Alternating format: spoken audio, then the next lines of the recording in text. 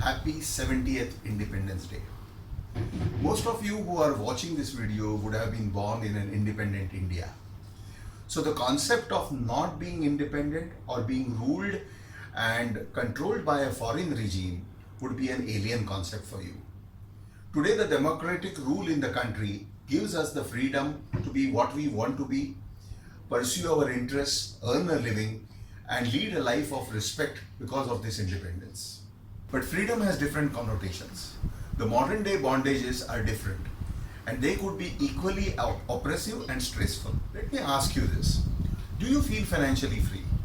Are you bound to your job even though you don't enjoy it at all, but need to stick to it as you have to pay your EMIs, you have a family to support? Do your interests lie elsewhere, but you're afraid to jump ship, fearing you may slip in between and fall into deep waters?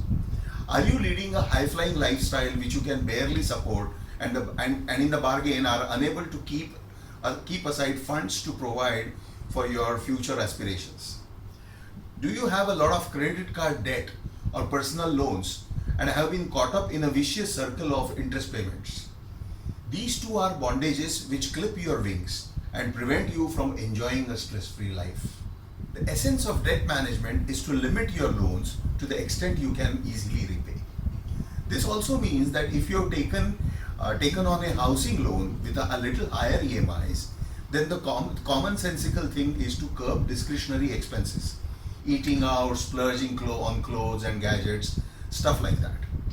It also means that you limit your credit card purchases only to the extent you can pay and pay that amount fully when the bill is due.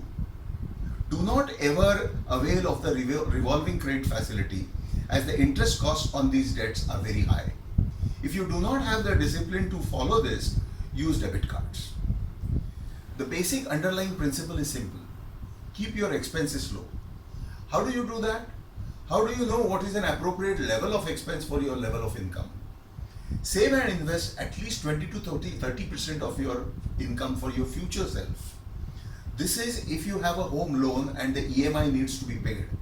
If you do not have a debt burden or you have already paid off your loans, then you should save more. Apportion the investments for your retirement corpus and other goals that you may have. Buy adequate life and health insurance. The feeling of financial insecurity stems from spending habits. If your needs are few and simple, your basic income requirement is low. This brings me to the first two questions. Let me repeat them again. So number one was, are you bound to your job even though you don't enjoy it at all but need to stick to it as you have EMIs to pay, family to support? Number two, do your interests lie elsewhere but you are afraid to jump ship, fearing you may slip in between and fall into deep waters? The habit of simple living and high saving creates a mountain of financial assets faster and provides you the financial buffer to follow your passions.